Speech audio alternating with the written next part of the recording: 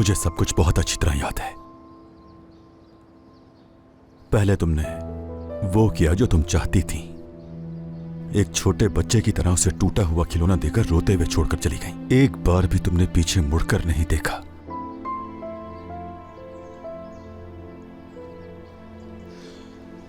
लेकिन ये दुनिया इसी तरह चलती है नसरीन साहिबा।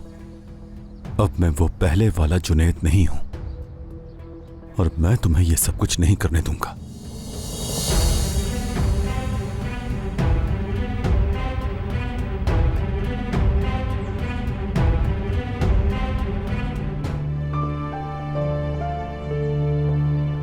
तुम्हारी समझ में नहीं आता क्या?